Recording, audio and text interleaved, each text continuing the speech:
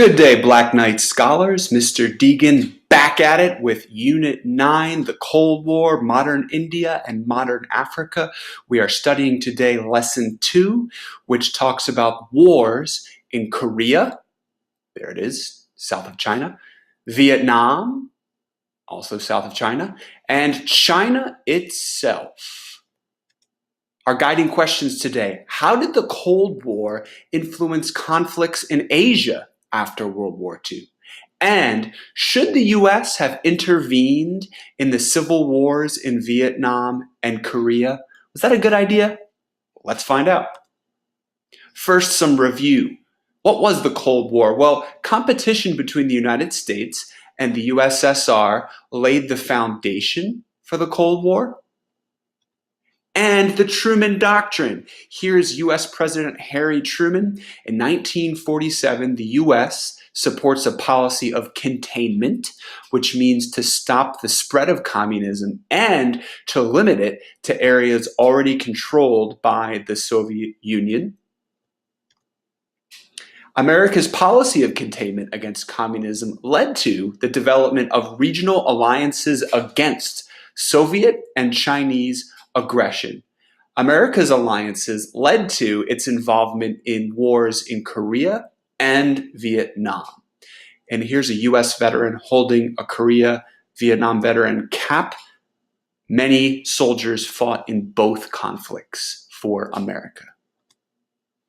American leaders believed in the Domino Theory during the Cold War. What was this domino theory? Here's the visual of it.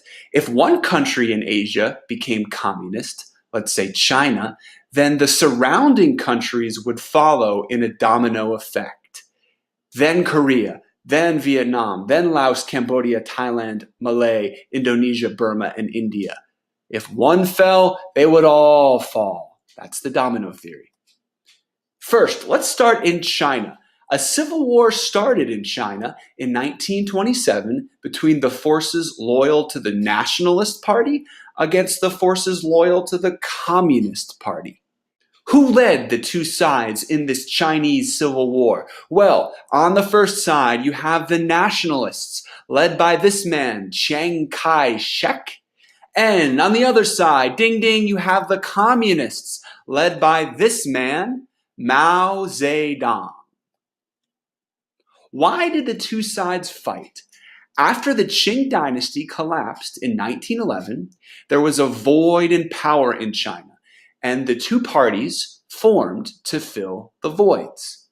They both wanted to unify China in their own ways, and when the nationalists arrested and killed communist leaders in the 1927 Shanghai massacre, Mao Zedong led an uprising and civil war began in China. How did the Chinese Civil War end? Well, the communists win in 1947 and the nationalists set up their own nationalist China in Taiwan. You might call Taiwan the Hawaii of China. But in this case, they have their own government and their own economy. In mainland China, however, there is a communist nation that develops, and Mao Zedong rules as the dictator of mainland China until 1976. And he develops a cult, the cult of Mao. There's lots of propaganda. The people are supposedly all for him. Look at how happy everyone is in these propaganda posters. In reality, you had a lot of poverty in China when Mao was the dictator. The conflict between the two Chinas still exists today, mainland China against Taiwan. How? Mainland China is today a communist state called the People's Republic of China, and the island of Taiwan is a democratic state called Nationalist China. Deng Xiaoping, here he is, replaces Mao Zedong as the mainland Chinese leader in 1978. How does Deng want to lead China into the modern world? Well, Deng supports the Communist Party, but he wants to rid the country of Mao's influence. He wants a different way of ruling. How did Deng Xiaoping reform China's economy? Well, he transfers it from a command economy that is more communist to a free market economy that is capitalist, that the United States practices. Deng Xiaoping makes China's economy like America's. What were some of Deng's capitalist reforms? Well, he institutes private ownership of property. He says that farmers in China could sell goods on the free market and not give everything to the government. Deng Xiaoping allows entrepreneurs to start their own businesses, and he allows foreign countries to set up businesses in China. That is more capitalist than communist. After Deng reforms the Chinese economy, China sees rapid economic growth, proving that capitalism works. Here's 1949, the end of World War II, Mao Zedong's rule. Look at how stagnant the economy is. But here's 1978, when Mao Zedong gives up his power. Look at how much growth there is in the Chinese economy. This is the gross domestic product in US billions of dollars. Let's go to Korea for the Korean War, which was from 1950 to 1953. Here is Korea, north and south. It is south of China, and it is northwest of Japan here. Let's get some background on Korea. Japan ruled Korea from 1910 to 1945. In 1945, the Allied powers of World War II divided Korea into two zones at the 38th parallel. Here's North Korea in red. This dotted line is the 38th parallel, and in green to the south is South Korea. The Soviets occupied the north and made a communist government there, and US troops occupied the south and tried to make South Korea as democratic as possible. What were some of the major events of the Korean War? Well, North Korea invades South Korea in 1950, hoping to unify Korea under communism. On June 27, 1950, the United Nations holds an emergency meeting urging all of its member countries to help South Korea. And US President Harry Truman hears that call. And on June 30th, Truman decides to send US ground troops to Korea. Here's how he justifies it. He's signing his letter of ground troop approval. He says they know, as we do, that the aggression in Korea is part of the attempt of the Russian communist dictatorship to take over the world, step by step. Truman gives U.S. General Douglas MacArthur, remember him from World War II, permission to cross the 38th parallel line into North Korea. But he says to MacArthur, you must stop if you see any sign of Soviet or Chinese intervention. Truman doesn't want a larger war. He wants to prevent World War III. But on October 15, 1950, China sends its first wave of troops into North Korea, and MacArthur disobeys Truman's orders. MacArthur says, let's expand this war and let's roll back communism once and for all. Truman then fires his general MacArthur in April 1951, and the Korean War reaches a stalemate by summer 1951. Here is the headline of the San Francisco Examiner. Truman ousts MacArthur in quarrel over Korea. Let's face it, you can't overrule your president. How did the Korean War end? Well, the territory was divided near the 38th parallel.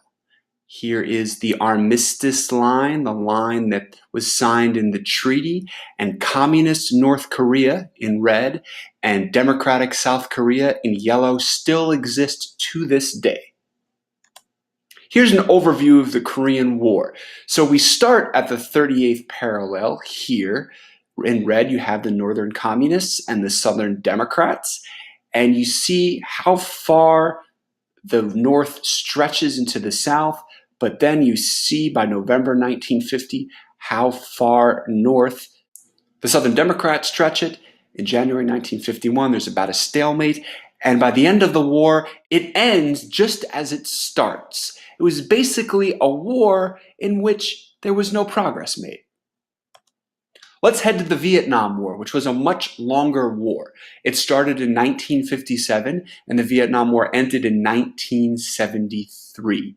Where is Vietnam? It is south of China, it is southwest of Japan, and southwest of Korea.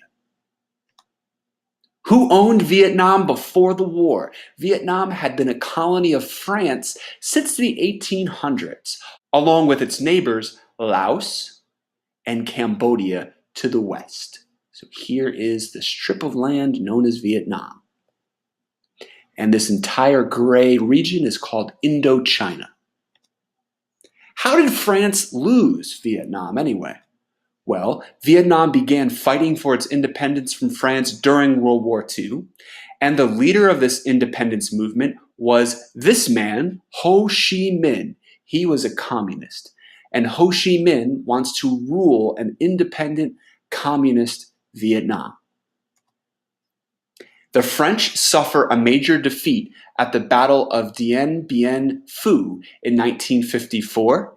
Here is Dien Bien Phu in northern Vietnam, and you see the Viet Minh troops planting their flag over the captured French headquarters.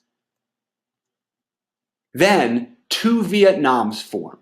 Vietnam is split into two by the US and the USSR at the 17th parallel. So here's the 17th parallel, north and south, communist and non-communist. So in North Vietnam, the communist government is under Ho Chi Minh, and Ho Chi Minh is supported by the Soviet Union, China, and the Viet Cong. In South Vietnam, you have a democratic government under Ngo Dien Diem, who is supported by the United States and all of the US's anti-communist allies. Civil war starts in Vietnam in 1955. Here we go. How does the US enter the Vietnam War anyway?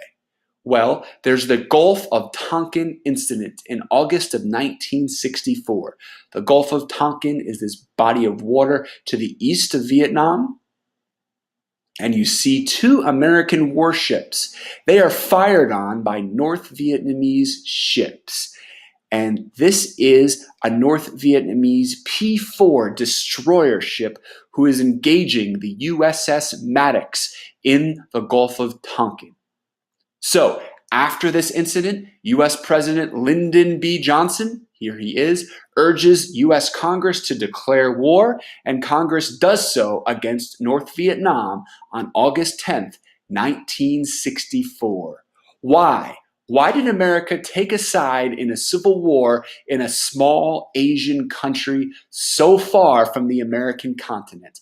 The Domino Theory. It comes back to this. American leaders feared that communism would spread to all of Asia. Just as Truman does in the Korean War, Johnson does in the Vietnam War. The Domino Theory strikes again.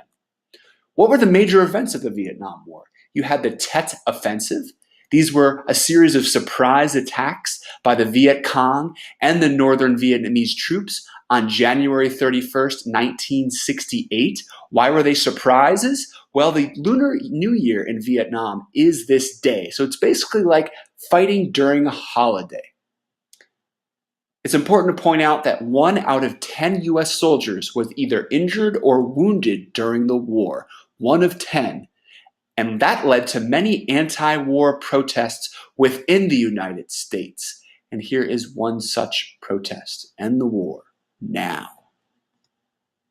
How did the Vietnam War end? US President Richard Nixon, here he is, withdraws troops in 1973, and in 1976, North and South Vietnam unify as one communist government. The communists win in Vietnam, and to this day, Vietnam has a communist government. Here is its flag with the red and yellow of communism. That is it, ladies and gentlemen. We are done with 9.2. Please complete those summary questions, and when you are done with that, a preview of next lesson. It is the Cuban Missile Crisis. The Soviet leader Khrushchev allies with Fidel Castro to build a nuclear site within Cuba, and John F. Kennedy, the US president, has a predicament on his hands. How does he deal with that? That's for next lesson. This is Mr. Deegan, signing off.